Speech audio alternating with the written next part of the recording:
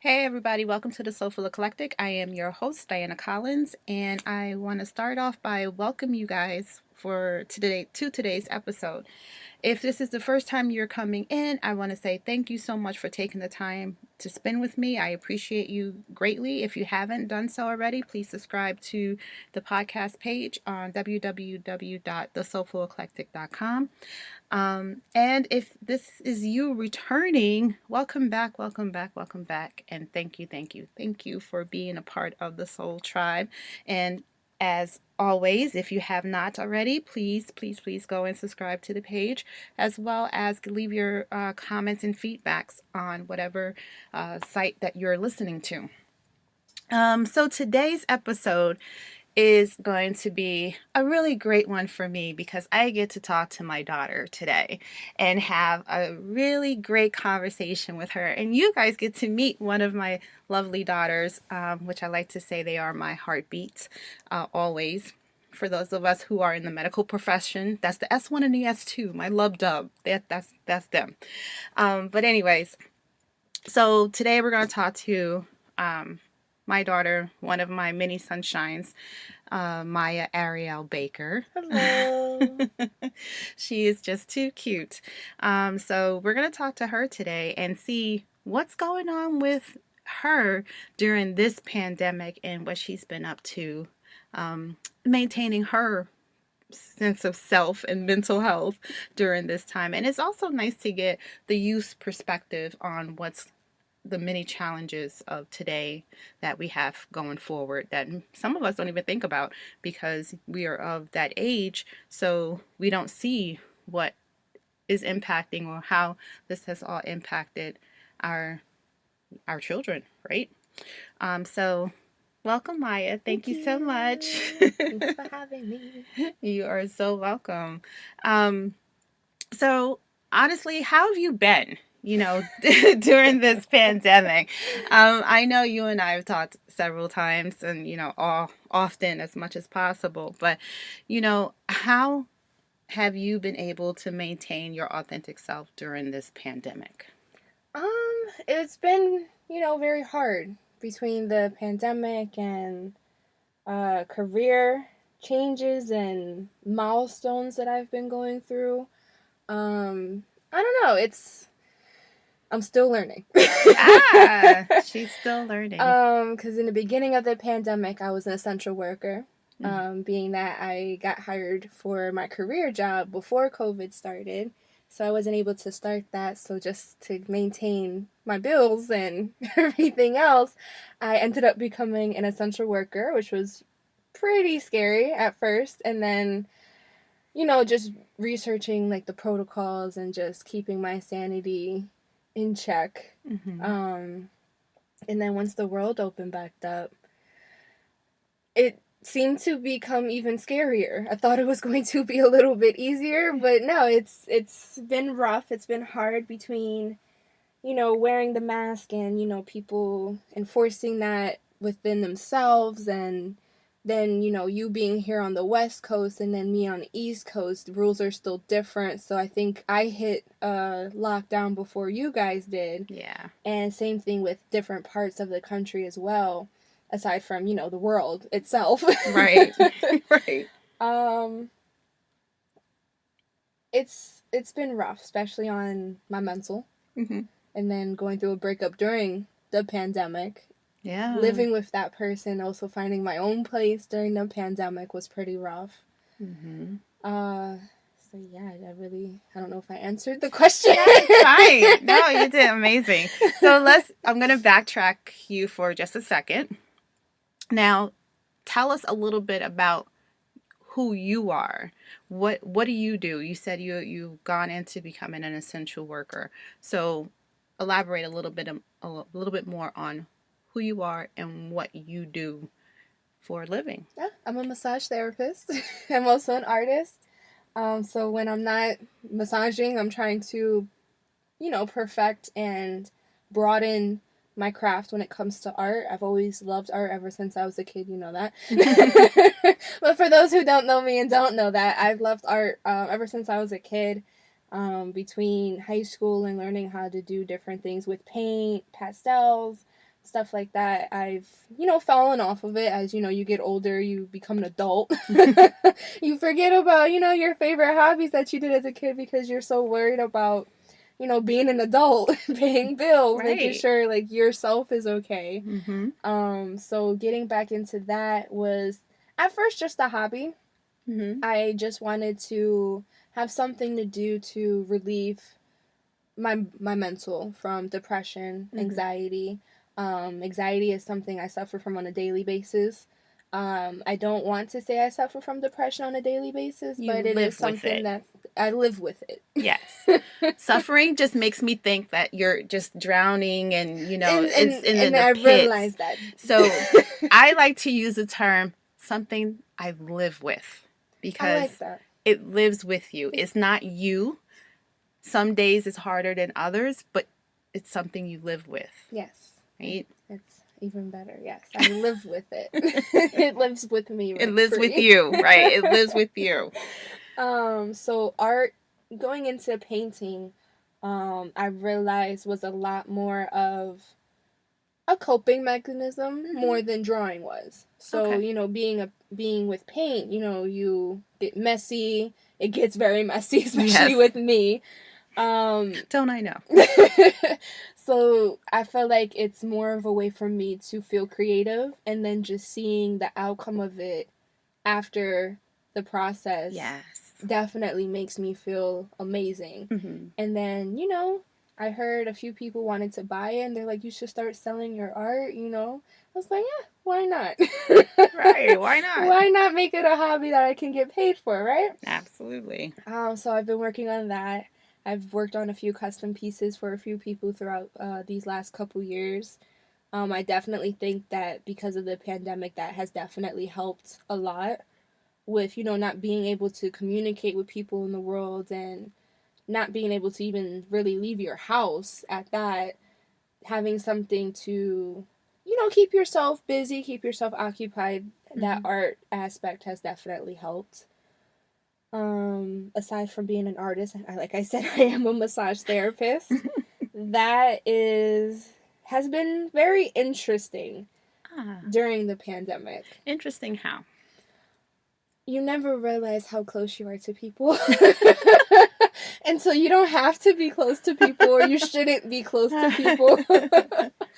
And because I got hired as a massage therapist a couple weeks before the East Coast shut down, Mm-hmm. I didn't officially start working as a massage therapist until we reopened. Mm-hmm. So I reopened in still the middle of the pandemic, still having to wear a mask, and we were trying to figure out, should we put gloves on to massage clients. Um, we weren't allowing facials at first, and then we have 15-minute breaks in between for cleaning and just collecting ourselves as well. So I've gotten into the habit of doing a morning meditation Mm-hmm. to kind of soothe my anxiety and soothe my thoughts, and basically work up the courage to go to work and, and still make sure my health is Yeah. intact. Yeah. Bring that zen in and cleanse the energy and then Right? go out into the world. But it's been interesting. You learn more about others, and also their struggles that they're going through, because yes, you are going through and by stuff by yourself. There's other people in this world too. Absolutely. Yep. We're not alone. Michael We're not Jackson alone. made a whole song about it. So also hearing the struggles that other people are going through, being away from their family, and then I can also relate being away from my family during the pandemic and not being able to see you guys. Mm-hmm. Um, it definitely is a sense of a little bit of reassurance that you're not the only one Mm-hmm. that is going through certain things. Um, and now everything is starting to become some kind of normalcy. It's also pretty scary. Right, because our new norm, right, has now created a whole new variant because now no one wants to wear a mask. Everyone's, in each other's faces again. Yeah. So it's like, okay, guys, no, no, no. We still need to stay away, wash your hands, do all these things. So that adds another added pressure to it, right? It does, yes. So you created your own, you started your art business, Mm-hmm. right? So what's the name of your art business? Ari Arts. Ari Arts. Yes, and you can find me on Instagram. I think it's Ari_arts with two or three Z's. I think it's three The Z's. three Z's. That was more of, my persona. Yeah. Being my middle name is Ariel, shorten it Ari. Right, And right. just add arts on the end, just so that I have, not to sort of hide who I am from my art, but kind of have a separate identity when it comes to my art. Because when I do artistic things, I'm tapping into another version of myself, more of a creative version of myself. Yeah. So that's why I just add the Ari onto it. Love it. Love it. Now, your massage therapy business. Yes. That's your new baby. That's my new baby. I have recently opened up Blissfully Serene. Yay. You can also find that separately on another Instagram page. It's blissfully_serene. That has been very, I don't like to say interesting when it comes to this one. It's been challenging. There we go. Challenging. Opening an art business versus a massage business are two separate clienteles, two separate, types of people, but also can be the same kind of people at the same time. Yeah. With that, building your clientele while still, under employment of another place in that same field, it's rough. It is. It's challenging, but I don't back down from challenges. I actually think that that's even more motivation for me. I like a challenge. You are your mother's child. I am. So that, it's been a very challenging ride. At first, it was basically just doing home visits. Mm-hmm.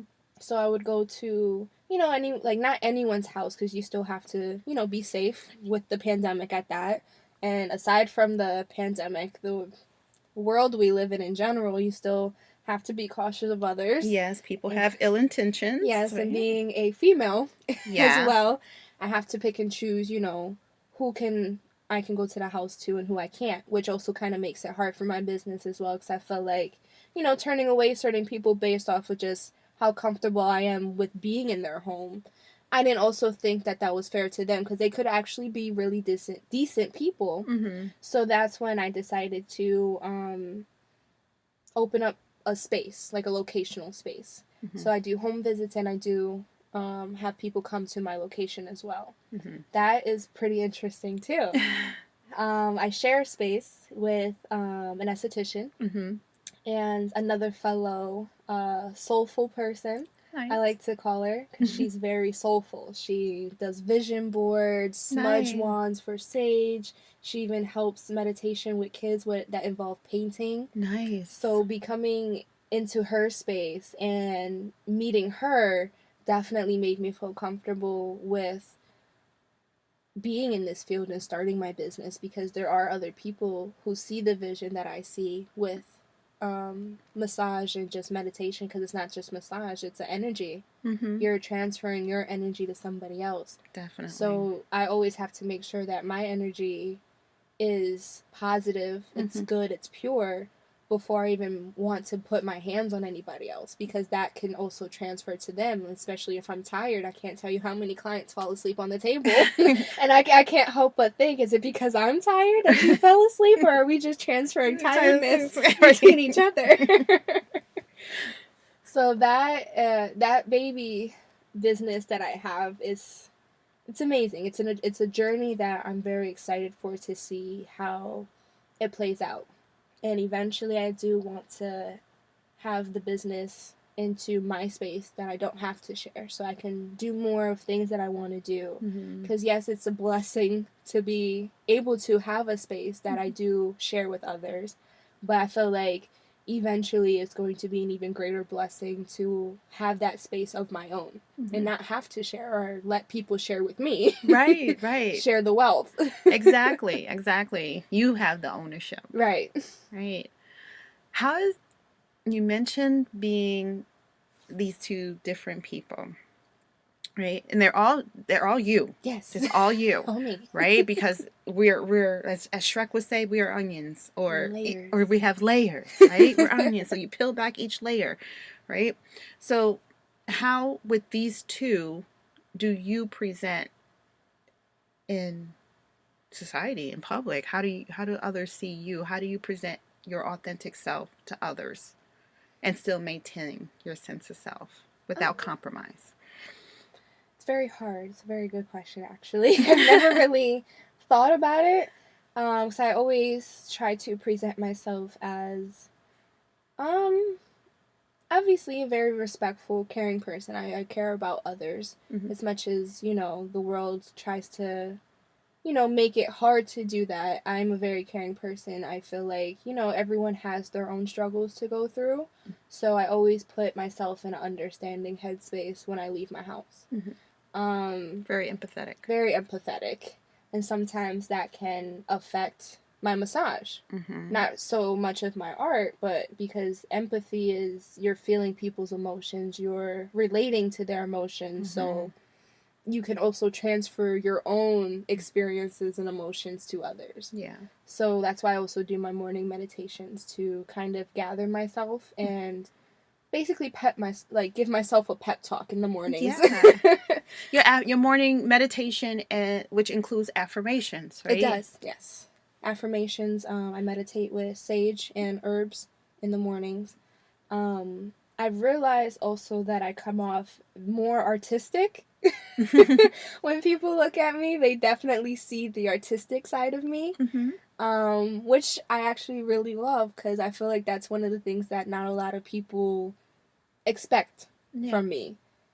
So I feel like if you ever see me in person, you're gonna say, "Oh, she's definitely an artist." You would never think massage therapy at first. But I don't know. It's still a battle trying to figure out how I want to present myself on the outside based off how I feel on the inside. Especially going through refinding myself throughout this last year. It's still a process. Refinding yourself. Yes. This last breakup was pretty rough. Okay. And I lost myself. Forgot who I was. And I know that does happen, especially with a lot of females in relationships, especially a lot of strong-minded, caring females. You tend to lose and forget your strengths, who you are, what makes you who you are. And I lost a lot of that. So getting that back, still to this day, getting that back. It's a journey. It's a very interesting journey. I call it a universal travel. Yay! I like that. A universal travel. Universal travel. I love that. Because as I'm traveling out throughout this universe, I'm refinding myself, but also finding new things about myself. Yes. So being okay with your feelings was something that I just never wanted to do. I never wanted to be okay with how I was feeling. I don't know why. Just whenever the feelings came, I'm like, no, I don't want to feel that. Not today. Not today. But I've recently realized that when your feelings and emotions come, you have to let them happen. You know what that's called? Being mindful. Yes. Mindfulness. Mindfulness. I like that. Mindful of your feelings, and you're actually probably practicing it when you're doing your meditation, because you notice that when you start off doing your meditations, it's difficult to maintain that mainstream of thought. Yes. Right? You're thinking about what you got to get from the grocery store, what bill you have to pay, this, that, and the other. Yes. Right? Because this is the moment you're sitting down. So being mindful is that you acknowledge that, hey, yes, I know I got to pay that bill, but let me bring it back to where I am, how I'm feeling now. Yeah. So that's being mindful. It's easier said than done. Yeah. For sure. Oh, yeah. Especially when it's the emotions you try really hard not to have, like sadness. I really don't like to be a sad person. That's one of my strengths, is being just a naturally happy person. Not just for myself, but I like to make other people happy. Yeah. So feeling sad, I feel like I'm not doing a justice to myself or other Okay. people, so I'm like, yeah, I don't want to feel Yeah, that. let's tuck that away. Let's hide that. Yeah, but you Um, can't hide it, and right? exactly, and that's what I've learned over this last year is to embrace that sadness. Hmm. Because that sadness it doesn't have to be a negative thing. Right. You can cry because you've made it this far in your life.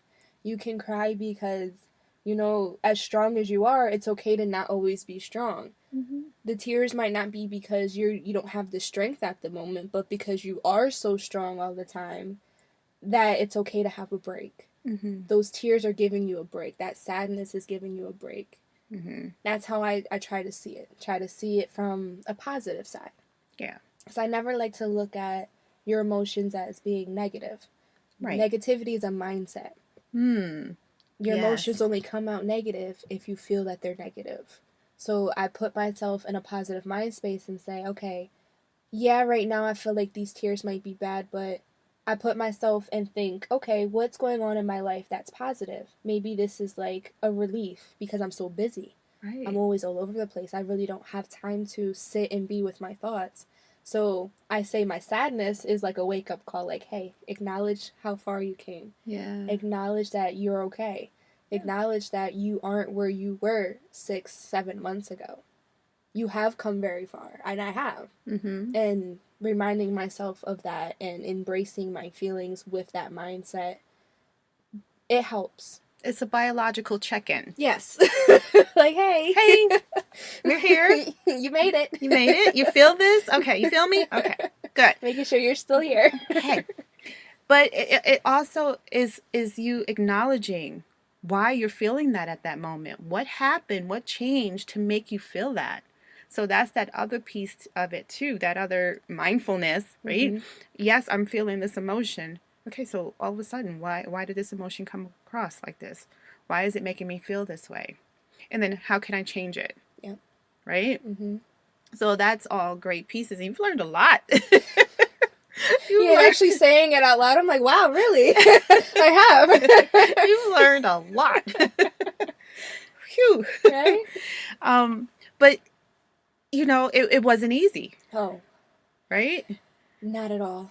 Learning from being a duo to now you're a singular entity, right? And then learning to be okay with yourself by yourself Mm-hmm. in that space because as you said, you live with depression or depression lives with you. Definitely lives with me. Depression lives with you, right?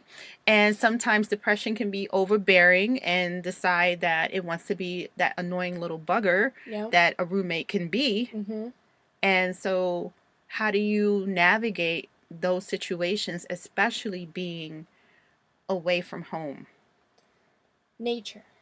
Ah. I've learned because being in the dual space that I was in for 3 years, I've become closed off from the world. And that's one of the things where I realized I lost myself in. Mm-hmm. I became a person to another person and not a person to myself.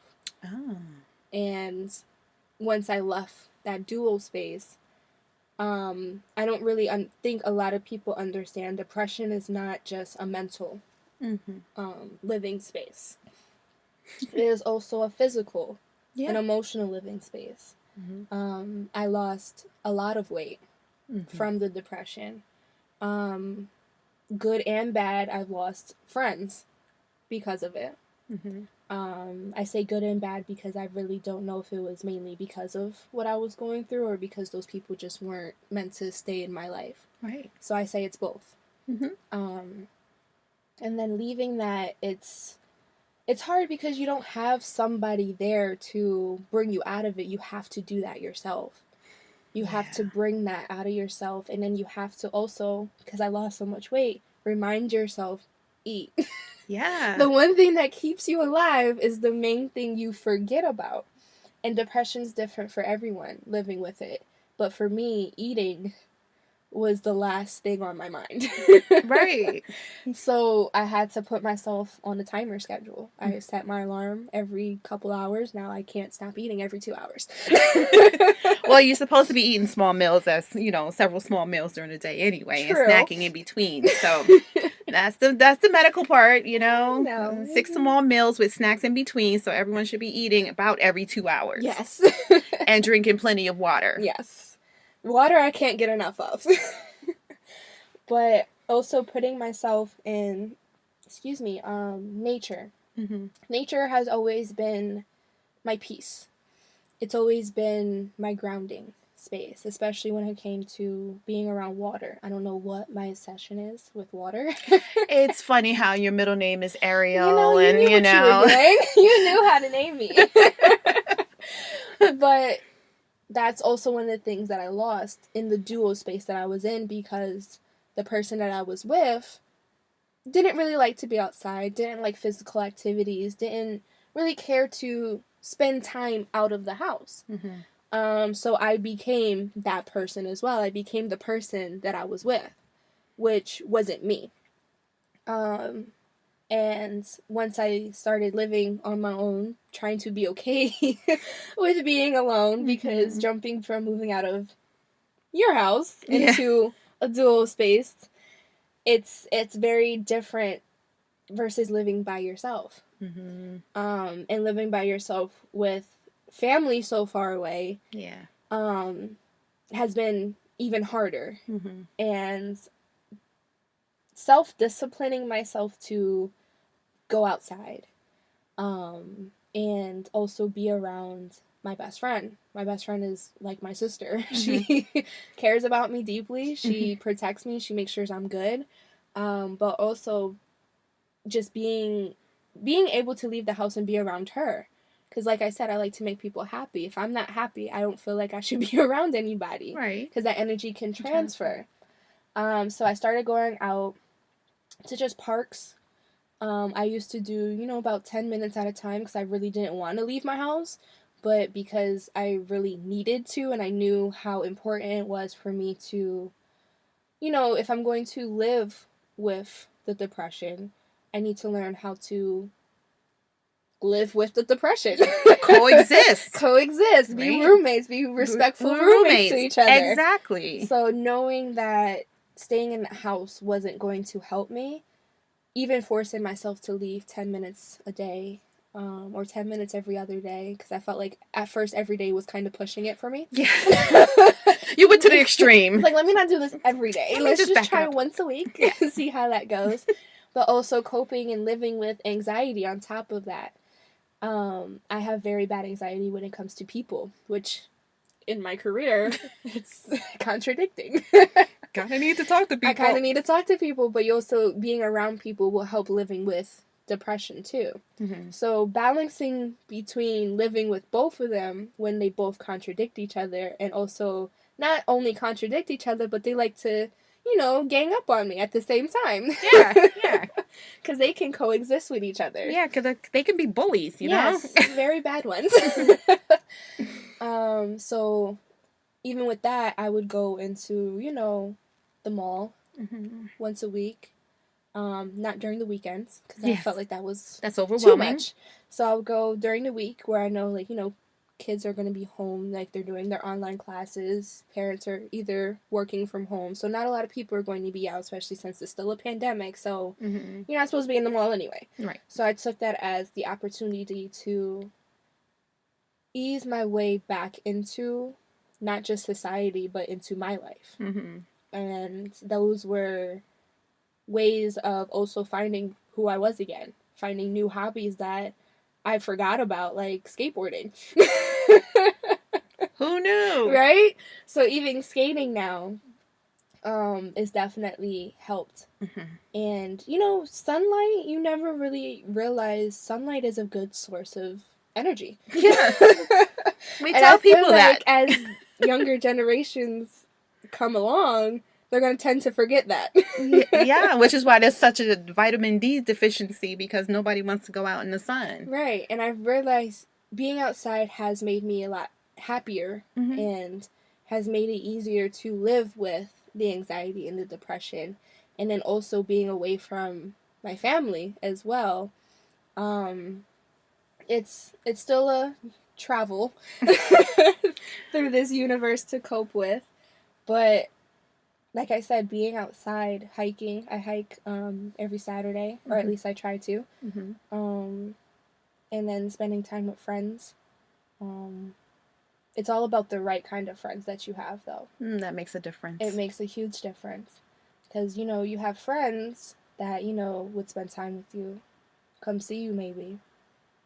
And they're putting their problems onto you, but then you have friends that, they might give you their problems to talk to you about, but they also receive yours as well. They pay attention to you. You're a great reciprocating relationship. Yes. And I feel like that's how friendship should be. Absolutely. That's how relationships should be. Any relationship, friendship, relationships, any kind of ship. Right, any kind of ship. And you should be together. It should be, you give the same. Give and take, give Exactly. and take, give and take. And that's also something I've always had a problem with. I've always been the giver kind of friend, but never had that in return. So getting that in return, it feels amazing.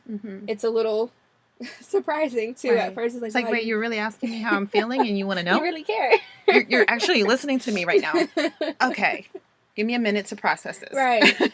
But also having that friend, like my best friend, who sees and understands what I go through on a normal basis and recognizes that and also helps me cope with that as well. Because like I said, doing it alone, it's not easy. No. And not to say that you need somebody to help you, but it does help to have that extra person there. And not just, over the phone, but physically. And I really appreciate my best friend for that, because as much as stuff that she goes through on her own time and in her own space, she still acknowledges and helps me with mine. And I couldn't be more than appreciative of that. Right. And, we all need friends like that every now and again. Right. They come far and few between. Yes. So I have to hold on to this one. They really do. They really do. I was very lucky to find a friend like that in my husband, which that doesn't happen very often. But to have a female friend like that, is amazing. It's very hard to come by. It's very hard to come by. And I happened to have a handful of those, which I never had. Because right? It's very different. You're absolutely right. It's very different. So this new you. Yes.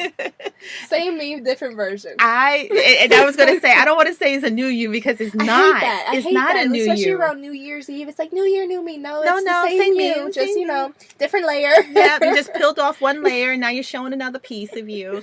So it's definitely not anything new. You're just uncovering and presenting what is already been there. Yeah.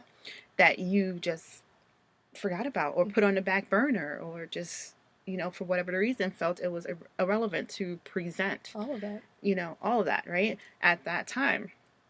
But now, this piece of you during this pandemic, you made an amazing choice not to succumb to the depression, the anxiety, which, like, as you said, is a battle. Everyday battle. It's an everyday battle, and you live with it. And I don't like for anyone to say that they are cured, or someone can cure your anxiety or cure your depression. No. It's a part of you. It's a chemical makeup, right? It's just how I was wired. It's just how you were wired. Exactly. It's just how you were wired, and you can't change your wiring, at least. Look, from my medical profession. No, and honestly, I don't want to. Because in a way, it also makes me who I am. Yes. And I really wish a lot of people would understand that.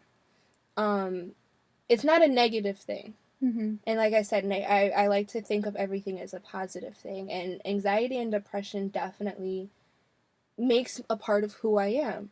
I feel like it gives me that better understanding for others, and better understanding and appreciation for others, because I've witnessed other people go through anxiety and depression, but on different levels than mine, with, not so many great people around, and really truly by themselves.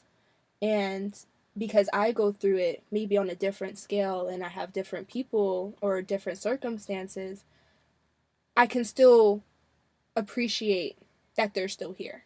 Mm-hmm. I can still understand that it's not easy for them. I can't understand completely or fully in their shoes, but because I do have those same similarities, I can understand that it's okay to be there for them. Mm-hmm. But I also realize that putting your own aside to help others isn't very healthy either. No. And that's something I'm still working on. That's still something that I feel like would still be hard for me even for a few years because I'm a giver. Mm-hmm. I like to make other people happy. Mm-hmm. So if that means pushing my feelings aside or, you know, forgetting how I'm feeling in the moment, that's not always healthy either. No. So learning how to do that, still work in progress. It's a journey. But this new me, or this new layer that you're presenting of me, is probably the strongest yet. And I say that because it's still parts of me that I've had before that I might have lost, but they're strengthened. You're not breaking this one. I like it. Right? I like it. Because I had that time to myself. Yes. Because I was by myself. I realized my worth is my worth. You don't have to see it. And because you don't see it doesn't mean you don't have the privilege to experience me as a person at all. Mm-hmm. And if you can't value me and respect me, I'm sorry. Not for you, but, you know, or not for me, but for you. Right. And that's what I mean by stronger. And I mean stronger because no matter who else comes into my life, new or old, you're not going to get the same me. It'll have the same qualities, the same personality, but the strength is here. It's here and it's staying. It's staying. You're not breaking this strength. Yeah. Because now I have the strength and the confidence to know just because you don't see it doesn't mean it's not here. Yeah. That's powerful. And for someone of your 24 years. Yes. Oh gosh, I'm cursing at myself here. Oh my gosh. I try not to say it, you know. I don't want to disrespect my mom. But it's you know, it's just from a parent's perspective, from a mom's perspective, it's just a beautiful thing to see because that's everything that you want to see in your children.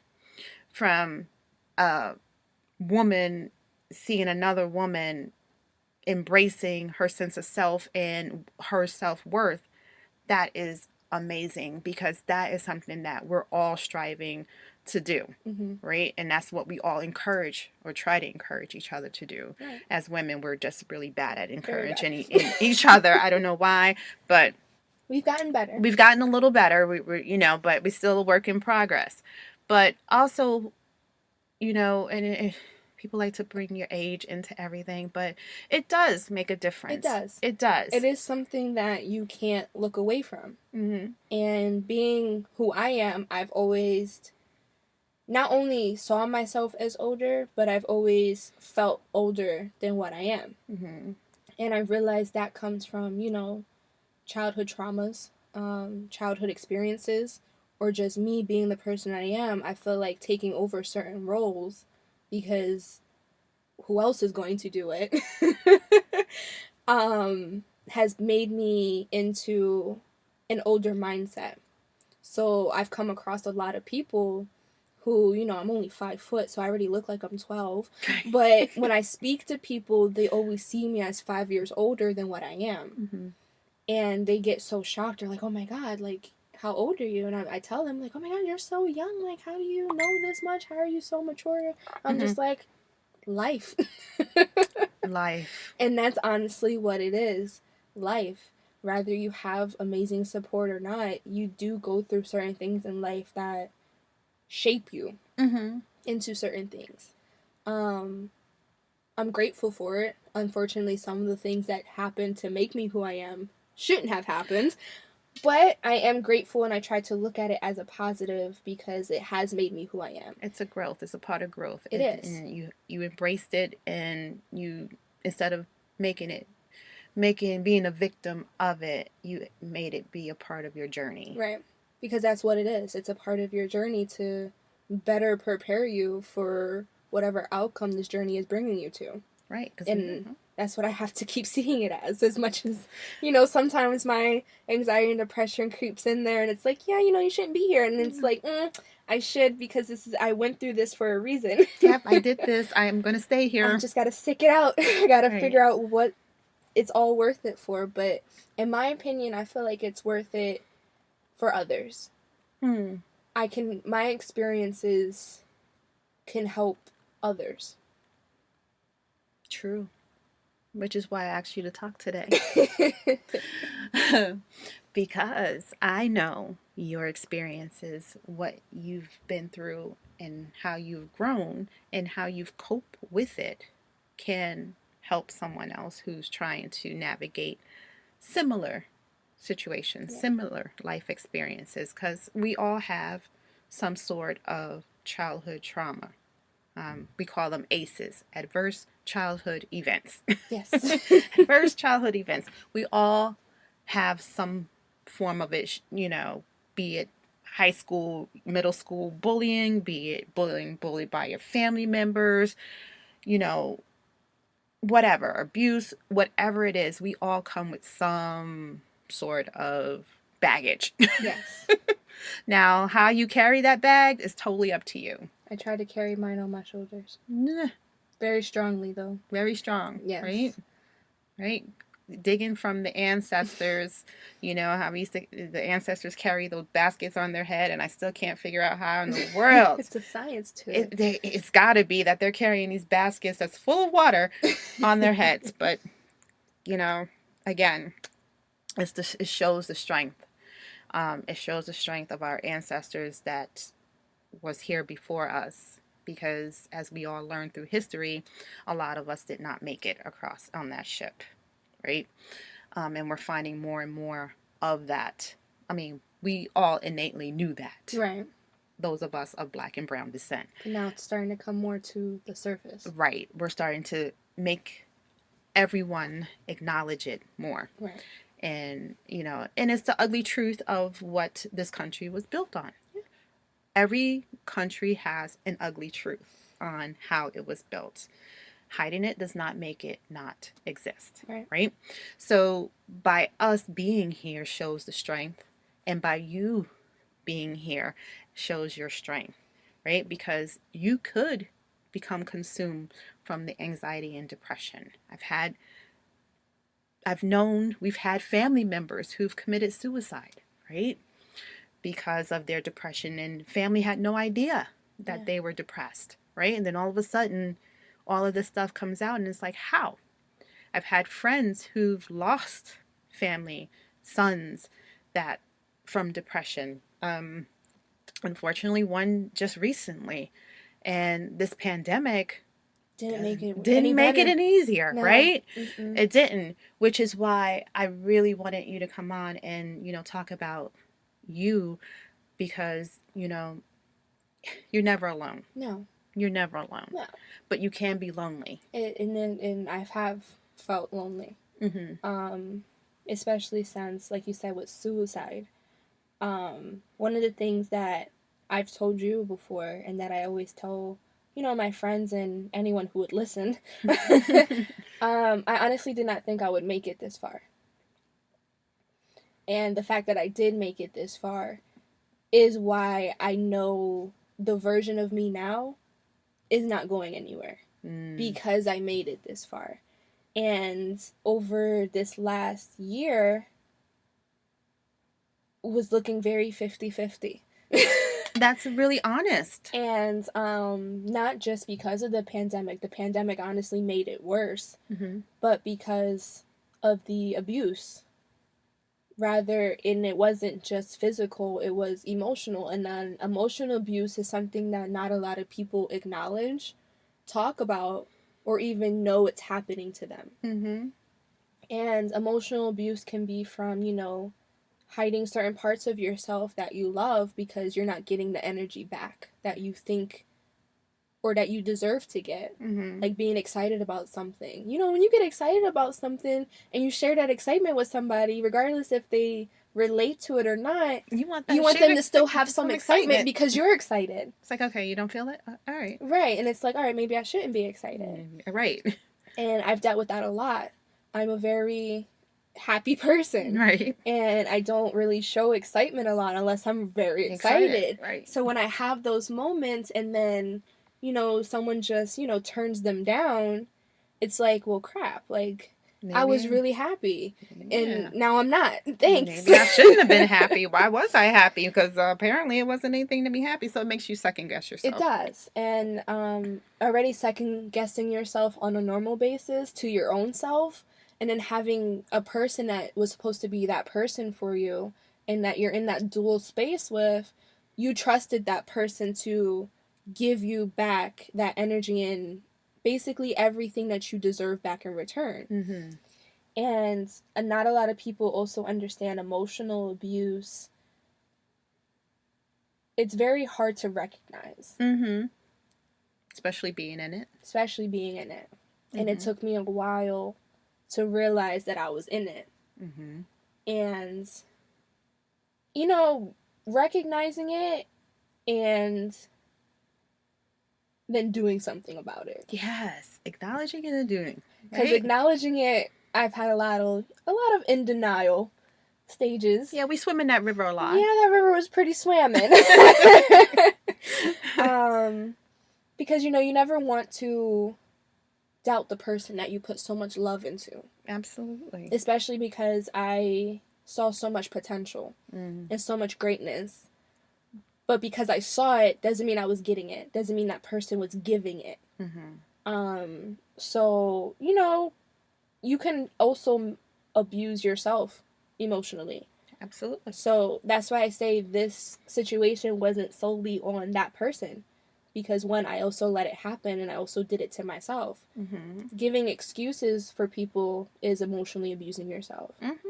Because you're excusing the way you feel, knowing how you feel is justified. Mm-hmm. But because of that person and who that person is to you, you're going to keep giving them excuses, which you're not doing justice to yourself. Yep, you can't forgive bad behavior. You can't.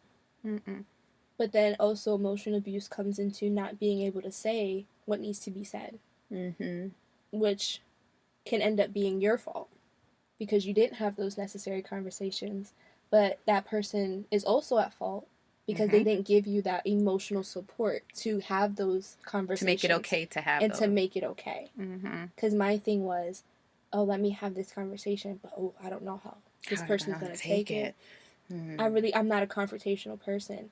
So if I know it's going to be an argument or if I feel like it might be an argument, I'm like, I can wait. Mm-hmm.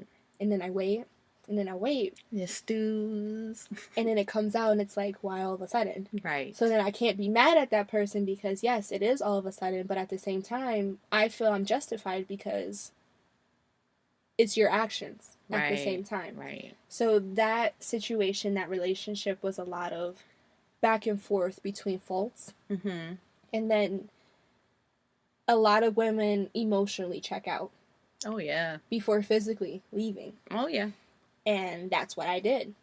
I became so consumed with depression that depression was landlord. He was sole provider of our living space where I just, you know, had a little attic to myself.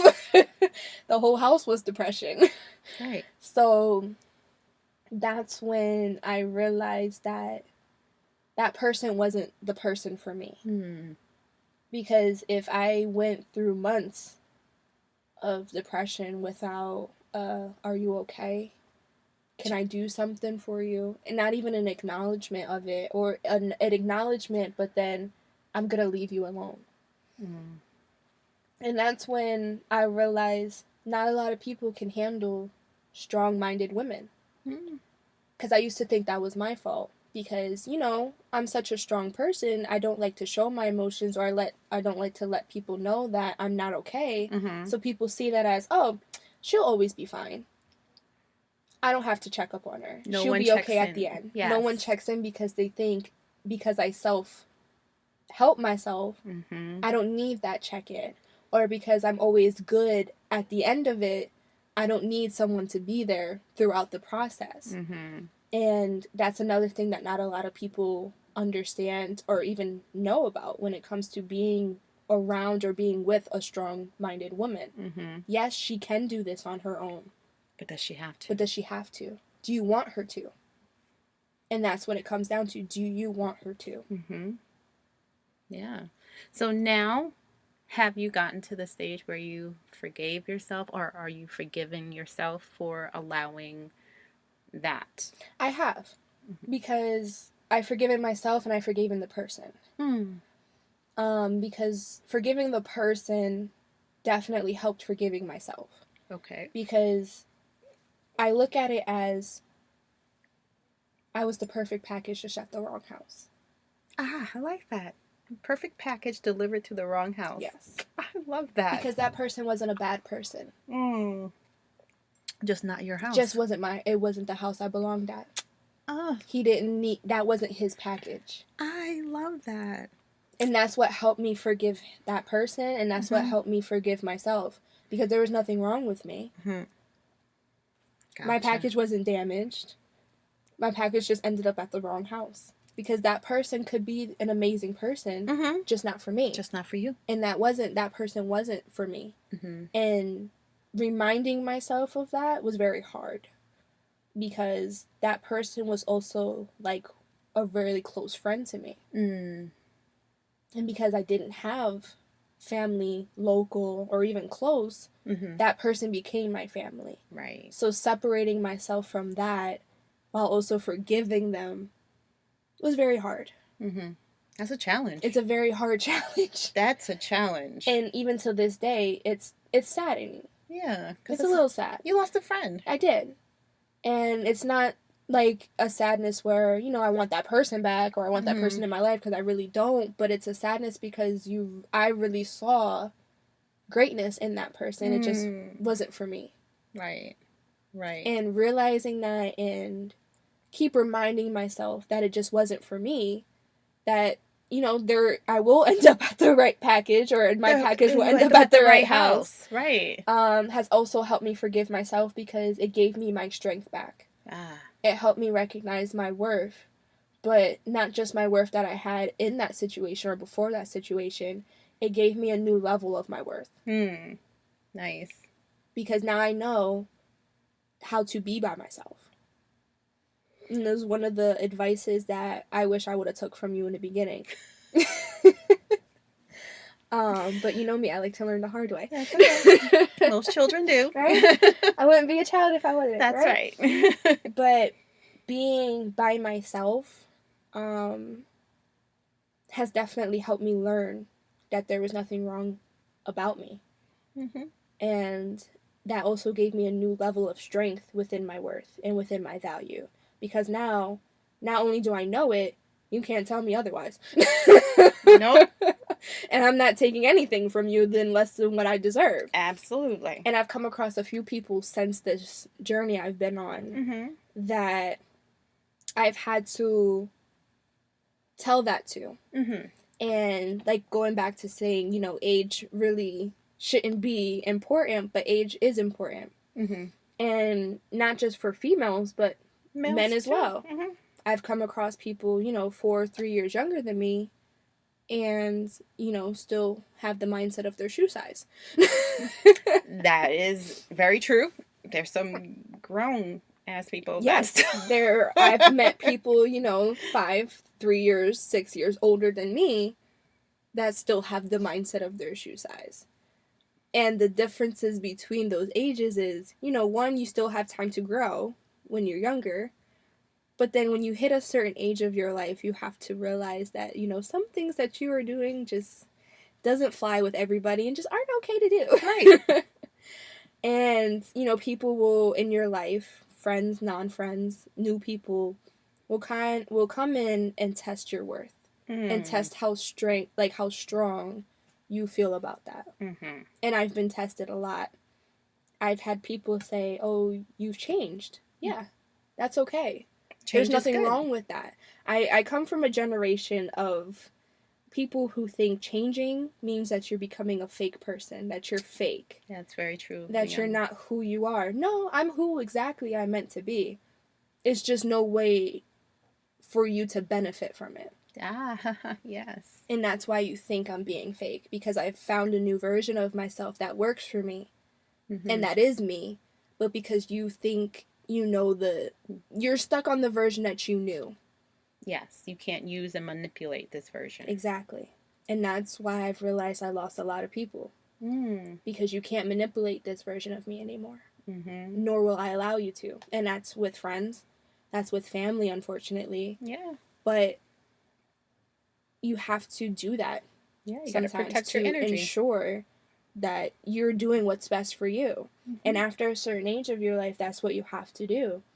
Regardless if you have kids, if you don't have kids, if you're single, in a marriage, in a relationship, you have to learn how to take those eliminations out of your life to better your life, to better your energy, to better your space. I always say sometimes you have to leave to see past where you're supposed to be. Yeah, and being alone definitely helped with that, especially now not everyone can come to my house.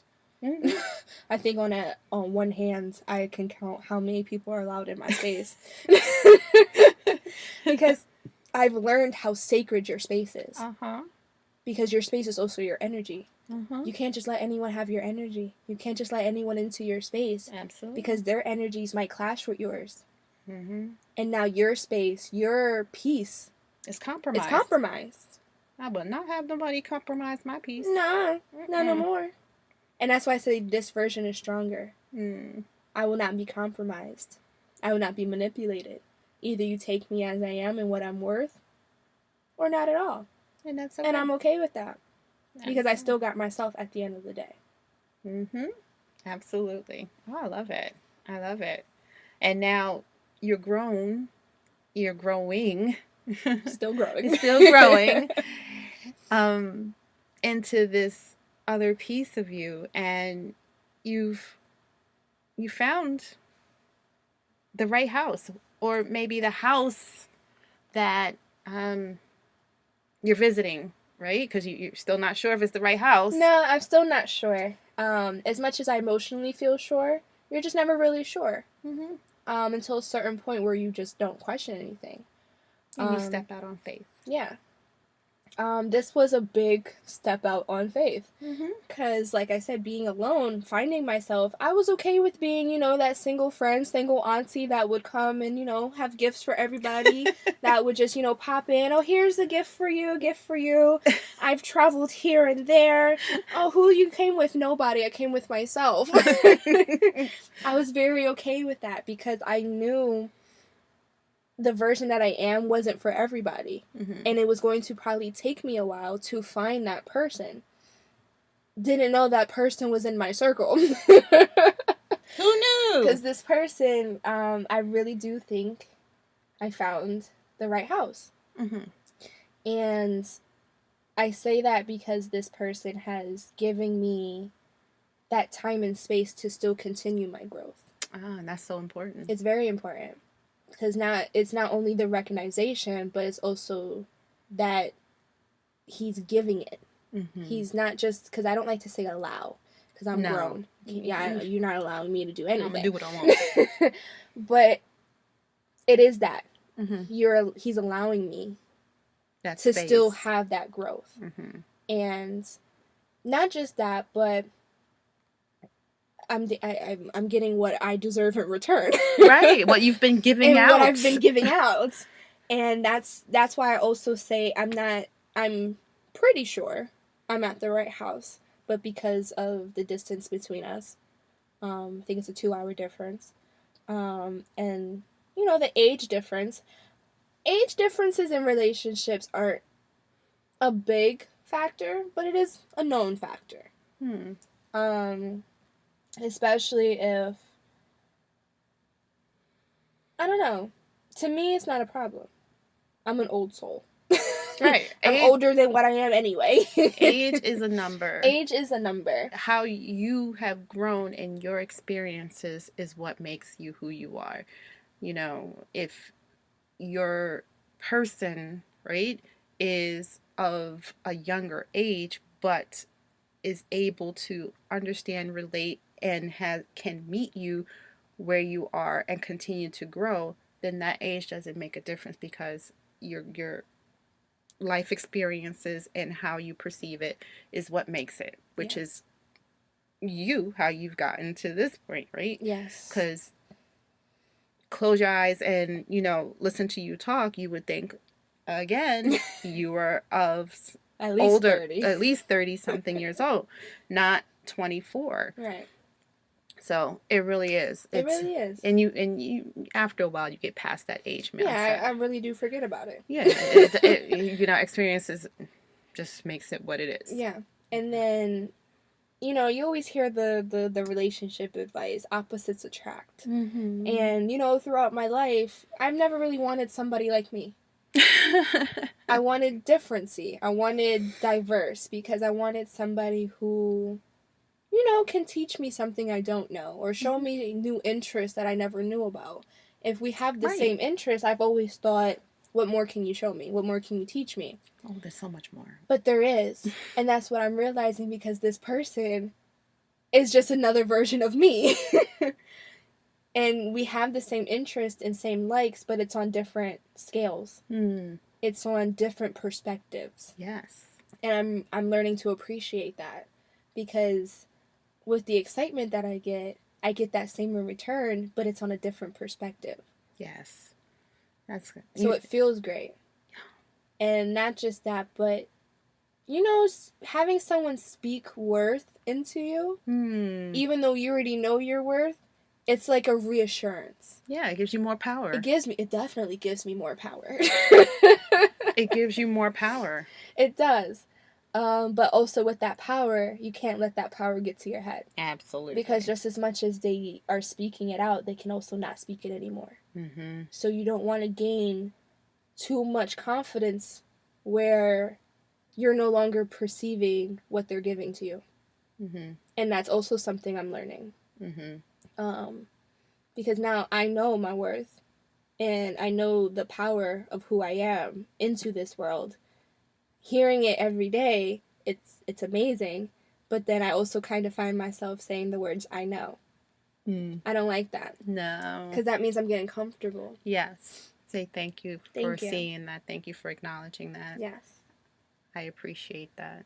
And one thing I learned also, when people were like, oh, you'll get used to it, I've learned to say I don't want to. Because I feel like when people get used to things, they get comfortable. They get comfortable and they forget. Yeah. I don't want to forget. I don't want to get comfortable. I don't want to get used to it. So that's also something I'm learning. But also with the distance, I feel like it's good. I'm still having time for my own growth. That person's still having time for their own growth. Right. And then because we're in a relationship, we're still growing together, but separately. And then when we finally come into a dual space, I feel like it'll be that much greater. Because we worked on ourselves separately while still together. And that space that we give each other, and that space, that distance, just so happened to give us, because we do have different state lines and a 2-hour different travel distance between each other. That also gives us that time for ourselves. Right. That time to, still have, separate friends. Yeah. Still have time to be with our friends. That way when we come into that dual space and you want to go hang out with your friends, I don't feel like you shouldn't, or I don't feel like you're not wanting to spend time with me. No, go be with your friends. Right. Take your time. Take your time. Let me go be with my friends. Right. Let me have my time. And then we come together and can share. It's still a progress. It's still a growth. It's still, it's always going to be. Especially since it's been scary. Yeah. Scary giving your heart back out there. Scary because I didn't think that this was going to happen as soon as it did, nor did I want it to, but it's when you least expect things. It's when you're not looking. And definitely wasn't looking. Wasn't sure that this person was even interested, because we were friends.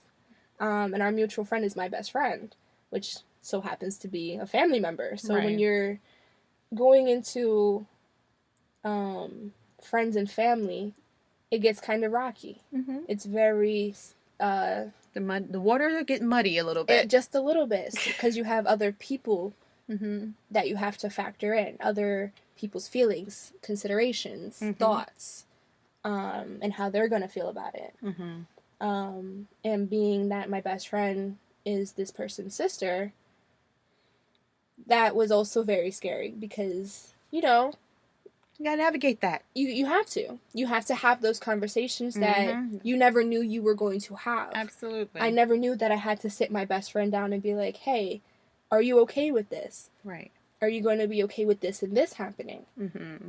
Because you're my best friend, I can't tell you certain things. So are you going to be okay with me having another friend and telling this to? Because you can't know everything. Mm-hmm. So it's not like you're taking that friendship away. It's just you have to tweak it. Yeah, or you're redistributing it. Yeah. To where it needs to be. Right. So, because I also have to remember to consider that yes, she's my best friend, but I'm also dating her brother. And because it's her brother, she's not gonna want to hear everything I have to say about it. She's not gonna want to. She doesn't want to know he's a jerk, no, or nor does she really care. And she also doesn't like conflict like I don't. So if we have an argument, she really doesn't want to hear about it. So I also had to make sure, because that's my best friend, that's a sister to me. She's also my family. I wanted her to be comfortable. Right. I wanted to know that she'll be okay with me talking to somebody else that's not her, because I'm so used to going to her about everything. Right. So now I can't go to her about everything. No, this one you can't hear, honey. So I have to make sure, and I have to check in. Yeah. Because I can't just leave it at one conversation. No. Every once in a while, I have to be like, are you going to be okay with this? Yeah. We're still good. And I never knew I would have to do something like that. I never thought I would care to want to do something like that. That's the difference, because most people don't care enough to do that. Right. People are like, oh, I don't care. That's their brother. They shouldn't care that I'm dating. Right. And I've actually found myself saying that, because at first she didn't want me to even let him know that I had feelings. Mm-hmm. Because she wanted me to get myself together. She wanted to make sure that you were good for her brother. And I respected that, being that she was my best friend. Yeah. And also saw me as her sister, that she still, put her foot down and was like, yeah, no. No, you just not got yet. Mm-mm. You need to find yourself first. You need to get yourself together first, because right now you're not good enough for my brother. And I think that's fair. And it was very fair. And that's why I have so much respect for my best friend, because she also said the same to him. Because one, I didn't know back in 2018, he also had feelings for me. But I was in a relationship, so I didn't even know, nor did I want to even entertain that. So up until a couple months ago, I never knew. Right. I was just being friends with this person because you're family to my best friend. So I always thought that you also saw me as family. Right. I didn't think nothing of it.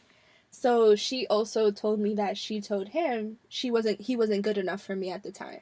Look at there. See that?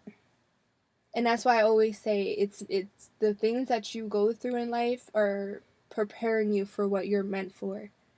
Going through these, I can't say failed, because they're experiences. They're not failed relationships.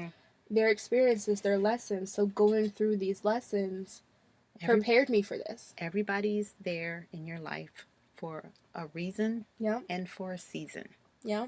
Some seasons last longer than others. Some are faster than others. Very. And because she's my best friend, like you were starting to say, I found myself saying, well, she gave me the okay. She'd be all right. She shouldn't have gave me the okay. But you can't look at it that way, because just as easy as you can change your emotions, you can change your mind. Mm-hmm. You might be okay with it, and then you're starting to see, and then you're like, yeah, no, I'm not liking it. But then also, checking in isn't a bad thing. No. Because if you really want, like me, I really value the friendship that me and her have. It's mutual and respect. That comes first. Mm-hmm. And that's one of the things that I had to tell him, that this friendship between me and your sister are first. Mm-hmm. That's what I'm going to protect more. But not in a disrespectful way towards the relationship, if that makes sense. Mm-hmm. So it's not putting our friendship above the relationship. Right. But checking in. Making sure, like, hey, before this next step happens, How do you we feel? still good. We still good. You still feeling okay. Right. Some people might not feel like that's necessary.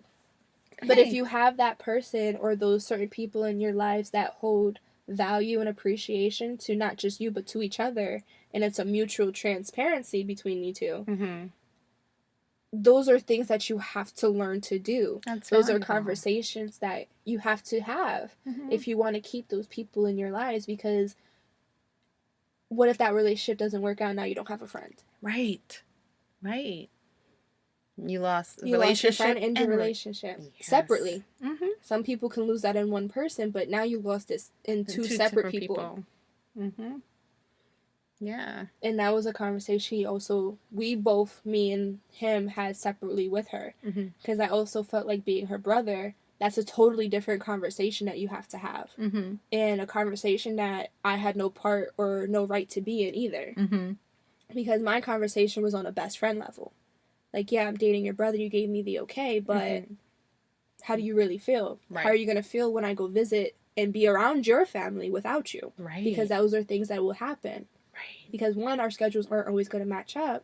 And because it's a relationship, I can't always have my best friend with me. Right. So like, no, you can't come. I need you to, I need to also have that conversation. Are you going to be okay with me being around your family when you're not around your family? Mm-hmm. Because that can also hit people differently. So every once in a while, I even check in with her on that. And to some people, it might seem extra. To some people, it might seem unnecessary. To me, it's necessary. And then the conversation he had to have is, I'm not trying to take your best friend away. Mm-hmm. Are you going to be okay with me coming to visit? And, I'm staying with her, but I'm still going to see you. Because it's different. When your brother and your sister come visit you, you want them to stay at your house. You spend every day, you wake up, my brother's here. Mm-hmm. But that won't be the case. Right. So he had to make sure that she was be okay with that. And also know that, because me and him are together, that doesn't make me any less of her friend, and that doesn't make him any less of her brother. Mm-hmm.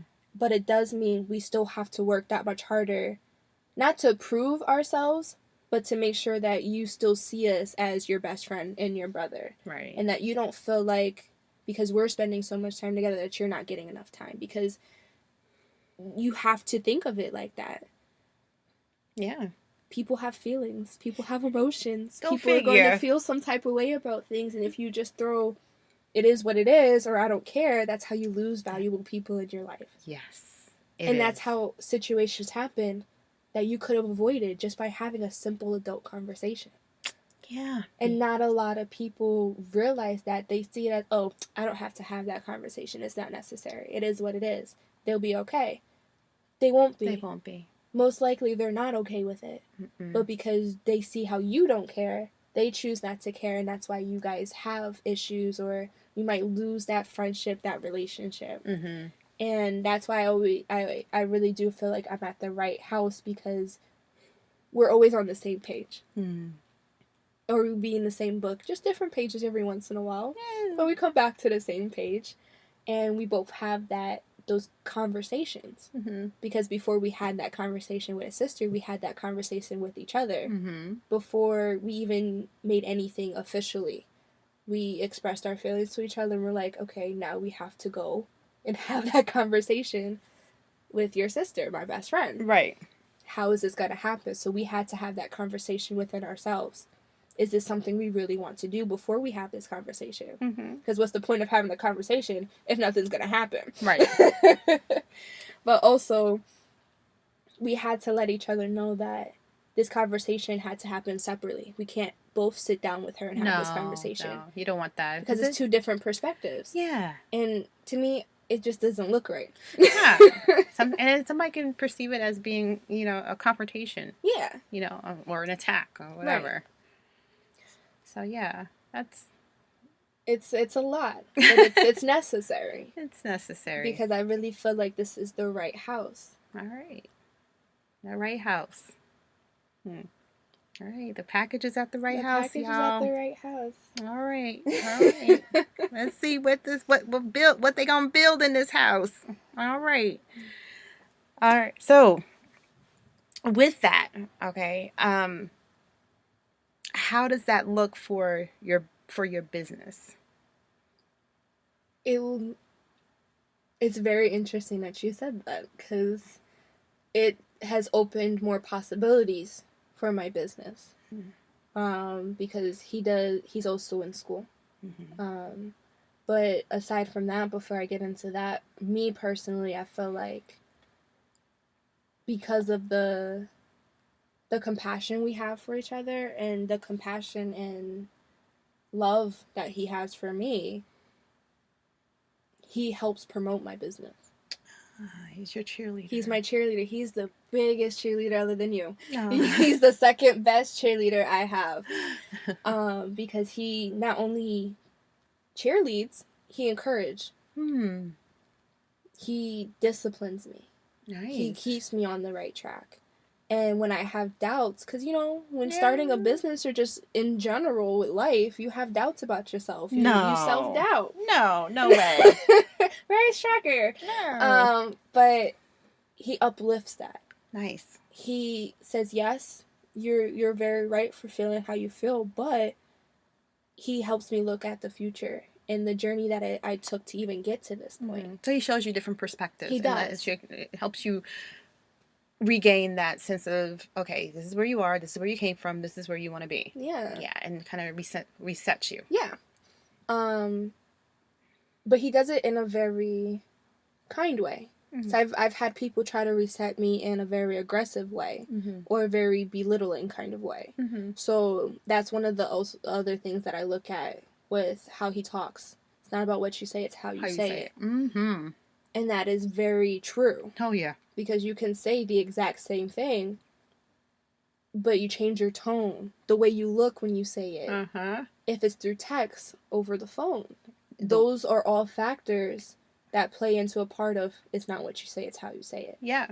And then the mood I'm in, or you're in, when you hear it, when you read it. Because let's say I say something to you, and you're not feeling me right now. Like, I'm not your favorite person right now. Like, what and you're going to take what I say negatively, but let your husband come in and say the exact same thing. And because you love your husband, you guys haven't had an issue, you're going to say it, you're going to take it exactly how he said it, in a positive manner. Right. So I also, like you said, it's about your headspace and how you're feeling when somebody says it to you. And I feel like no matter how I'm feeling, he can always say something and say it in the right way.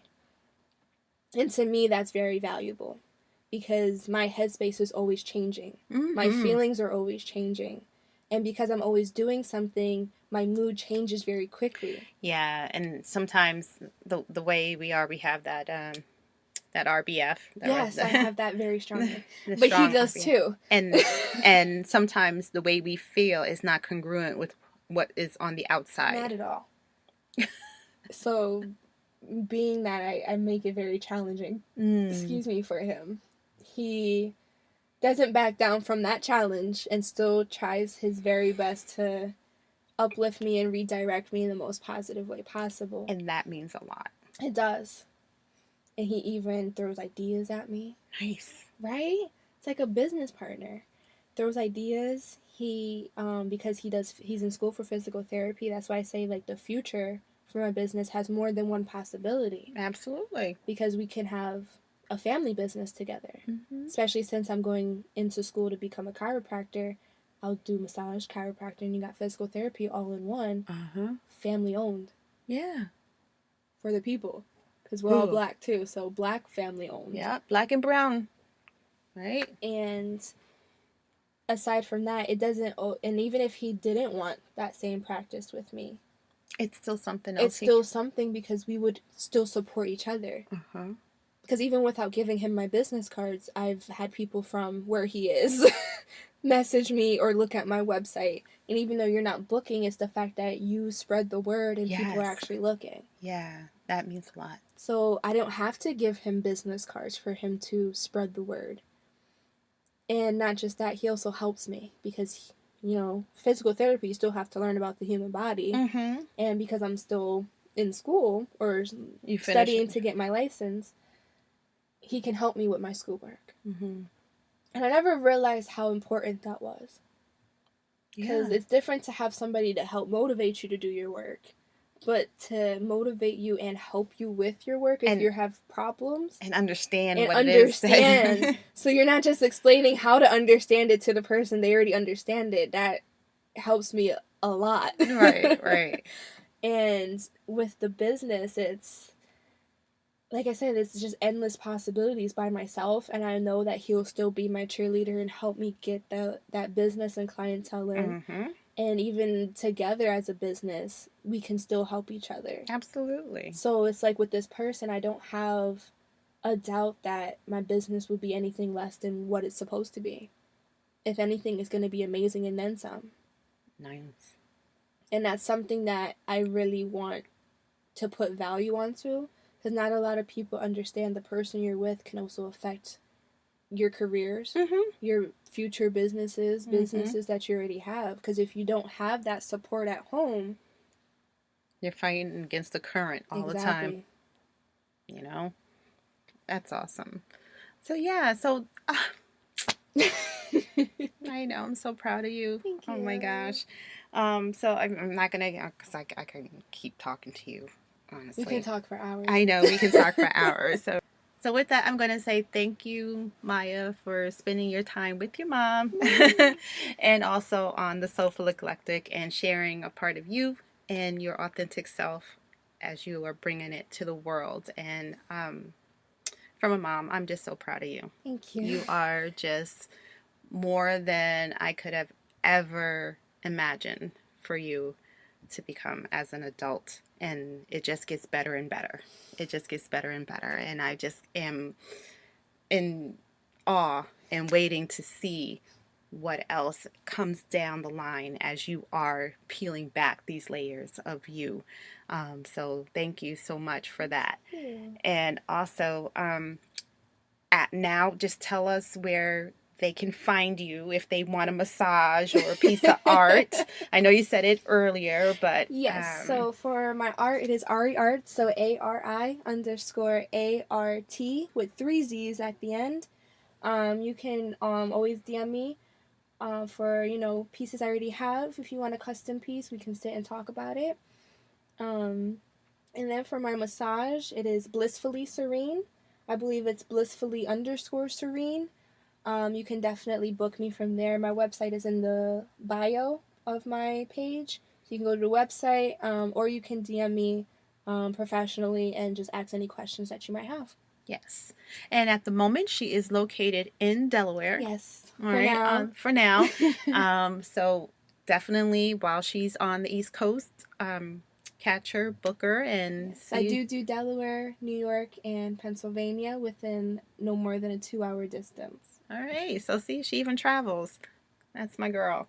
All right. So definitely look her up and be about the business because we're all about mind, body, and soul and enriching not only our youth, but also the Black and Brown community and showing support to one another. That's what it's about. So thank you so much for being here. I Thank appreciate you. you always. And thank you to my lovely soulful tribe for listening. And let me know how you like it, right? Send me some feedback. Give me some notice on how you didn't like it, how it was helpful, whatever. Just let me know that you're out there, you're listening. So if you haven't already, please subscribe to the page, and you can find me at www.thesoulfuleclectic.com, and you can find me also on Instagram, the.soulfuleclectic, and also Facebook, DC Soulful Eclectic. I look forward to hearing from each and every one of you. So continue to take care of yourself and each other and be at peace. Namaste.